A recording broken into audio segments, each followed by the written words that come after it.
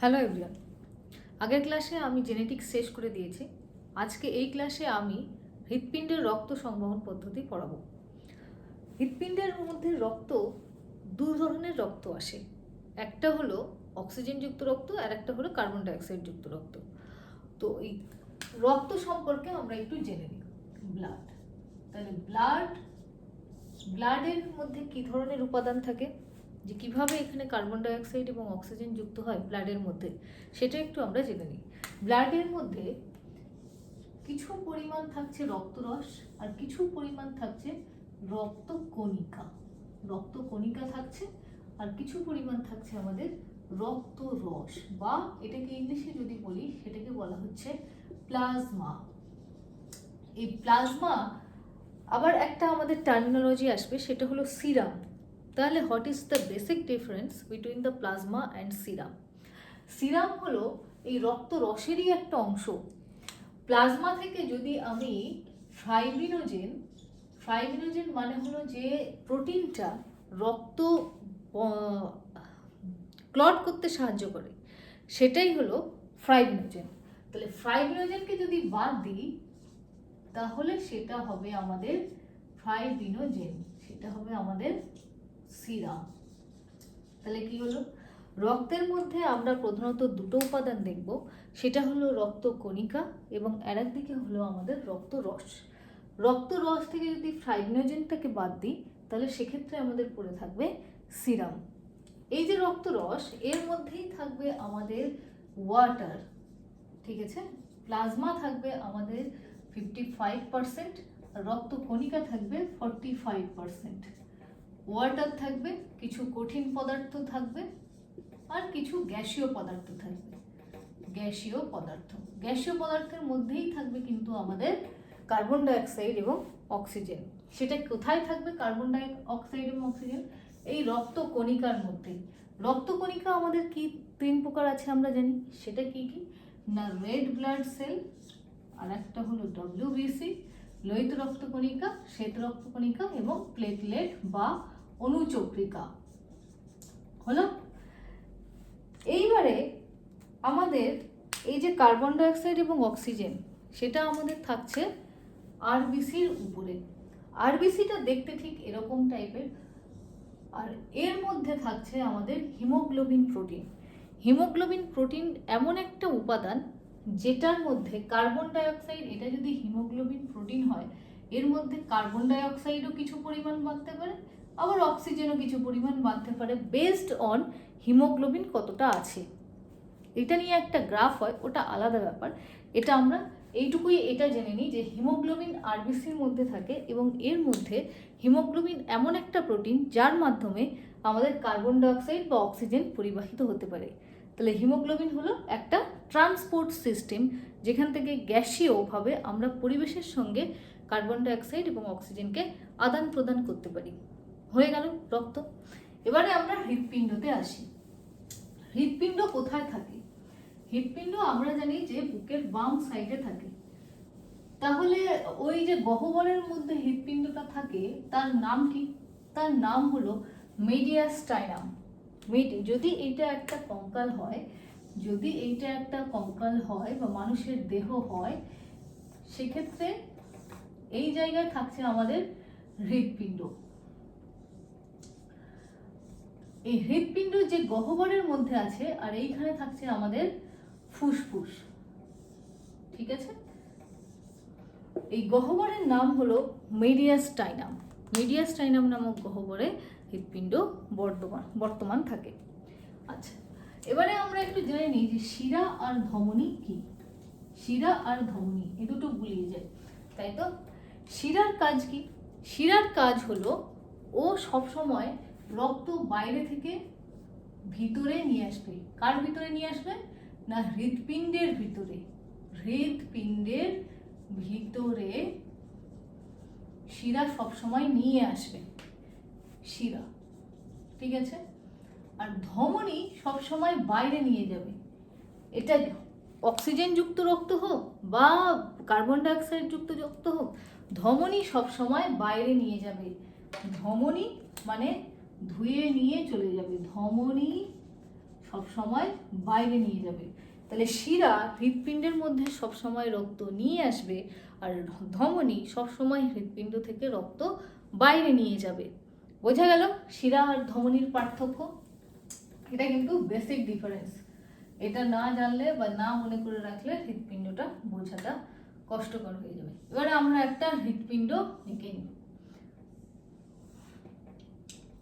যেরকম বইয়ে আছে আমি ওই রকম আঁকছি না, একটু সহজভাবে আঁকছি যাতে সবারই বুঝতে সুবিধা হয় হৃৎপিণ্ডটা। আচ্ছা, হয়ে গেল। এবারে আমাদের প্রথমে জানো যে কোন দিকটা রাইট সাইড হিসেবে নেব এবং কোন দিকটা লেফট সাইড হিসেবে নেব। আমরা এইভাবে দেখছি, তার মানে এই সাইডটা আমি লেফট বলবো, এটা রাইট বলবো, সেটা না। খাতা যেদিকে ফেস করে আছে সেই হিসেবে কিন্তু এই সাইডটা ডিপেন্ড করে। সেক্ষেত্রে আমরা এইটা রাইট হিসেবে নেব আর এইটা লেফট হিসেবে নেব। এটা কিন্তু মনে করে রাখতে হবে বা ঠিক করে লিখতে হবে, না হলে গুলিয়ে যাবে। প্রথমে আমরা আসছি যে অনেক দূষিত রক্ত, মানে যে দূষিত রক্ত বলতে এখানে কিছু রাসায়নিক পদার্থের কথা বলছি না, এখানে বলছি যে কার্বন ডাই অক্সাইড মিশ্রিত রক্ত। কার্বন ডাই অক্সাইড মিশ্রিত রক্ত ভেনা কাভা, এই জায়গাতে একটা শিরা আছে যার নাম হলো ভেনা কাভা। ভেনা কাভা দিয়ে প্রথমে ডান অলিন্দে আসে কার্বন ডাই অক্সাইড যুক্ত রক্ত। এটা হলো CO2 যুক্ত রক্ত। দিয়ে কোথায় আসলো? ডান অলিন্দ। এই দিকটা ডান দিক, যদি মাঝখান দিয়ে ভাগ করি এদিকটা ডান দিক, ডান অলিন্দ আসলো। এটা অলিন্দ লিখলাম আমি, এটা অলিন্দ লিখলাম। তারপরে এই ডান অলিন্দ থেকে রক্ত এইদিকে থাকছে ট্রাইকাসপিড কপাটিকা। ট্রাইকাসপিড কপাটিকা, ট্রাইকাসপিড কপাটিকাটা যখন ওপেন হয়ে যাচ্ছে, যখন এখানে কার্বন ডাই অক্সাইড পূর্ণ রক্ত আসছে, তখন এই জায়গাটা প্রসারিত হয়ে যাচ্ছে। প্রসারিত হয়ে যাওয়ার ফলে যে চাপের সৃষ্টি হচ্ছে, তার ফলে এই কপাটিকাটা খুলে যাচ্ছে। তার ফলে কি হচ্ছে? এই কার্বন ডাই অক্সাইড মিশ্রিত রক্ত ডান নিলয়ে চলে আসলো। ঠিক আছে, ডান নিলয়ে চলে আসলো। এইবারে ডান নিলয় থেকে, নিলয়টা যখন প্রসারিত হয়ে গেল, তখন কি হলো? এইখান থেকে রক্ত ফুসফুসীয় ধমনীর মাধ্যমে ফুসফুসে চলে গেল। এইটা হলো ফুসফুসীয় ধমনী। ফুসফুসীয় ধমনীর মাধ্যমে ফুসফুসের মধ্যে চলে গেল। এটা আমাদের কার্বন ডাই অক্সাইড রক্ত যাচ্ছে। তার মানে এই দিক থেকে রক্ত এলো, এইখান থেকে নামলো, আবার এই দিক থেকে উঠে গেল, এদিক থেকে এলো, এইভাবে উঠে গেল। হলো? শুধুমাত্র এইটা সিঙ্গেল ভাবে ঘটে না, একসঙ্গে ডান অলিন্দ এবং বাম অলিন্দ একসঙ্গে ঘটনাটা ঘটে। আমি পুরো কমপ্লিট প্রসেসটা দেখিয়ে নিই, তারপরে আমি দেখাচ্ছি যে কিভাবে ঘটছে।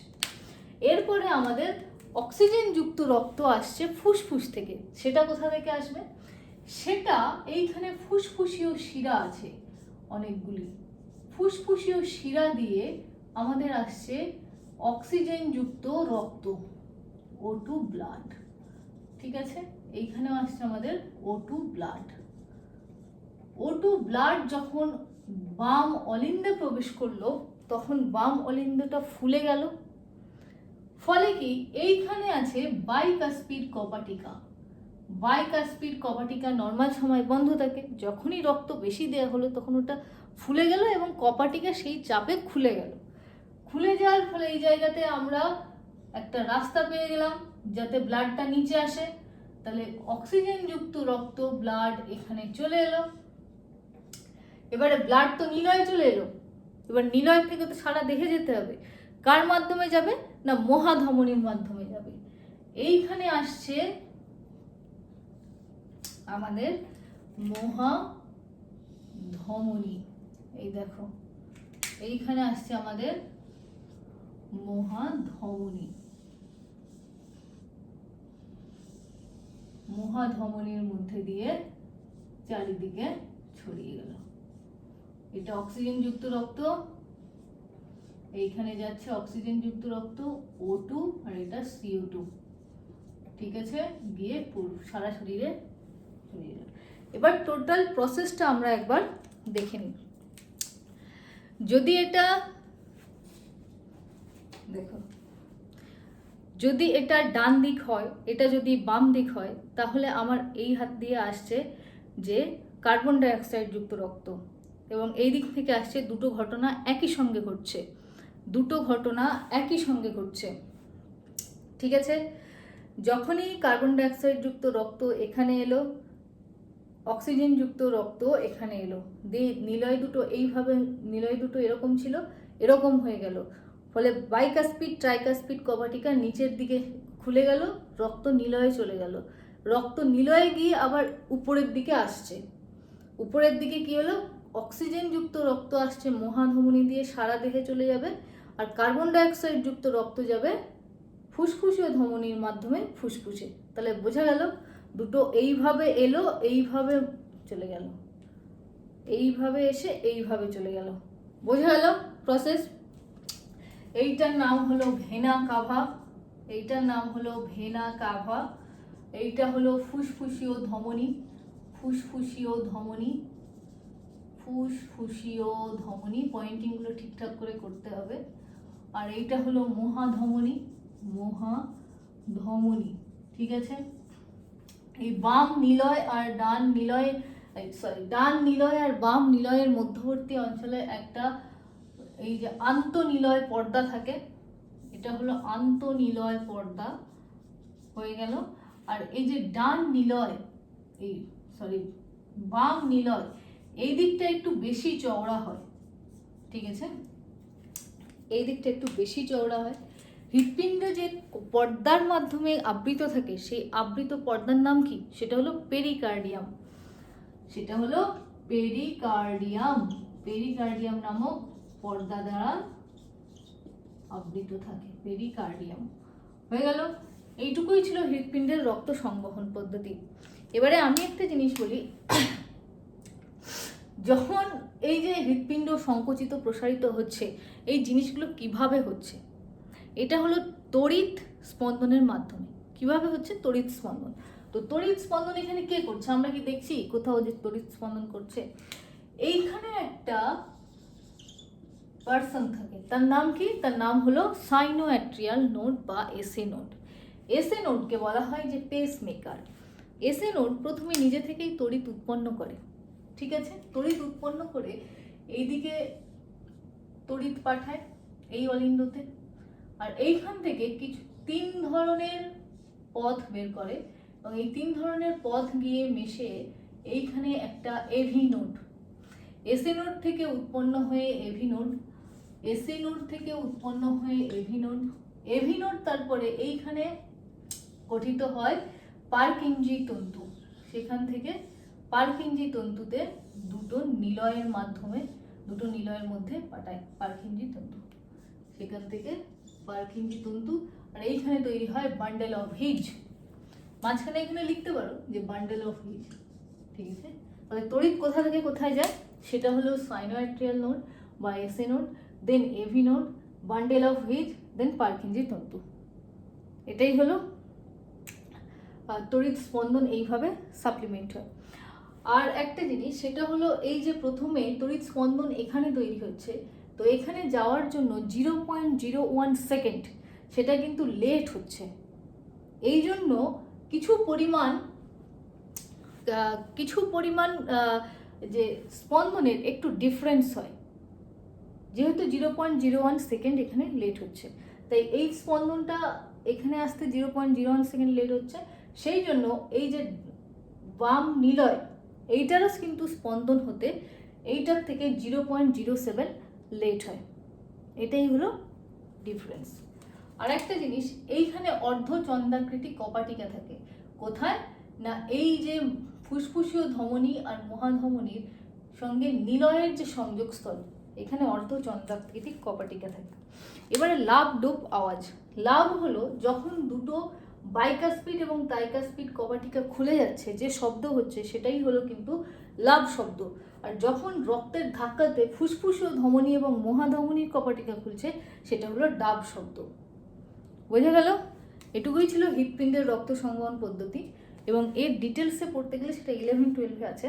আমি এর নেক্সট ক্লাসে সেটা পড়িয়ে দেবো। Thank you for watching.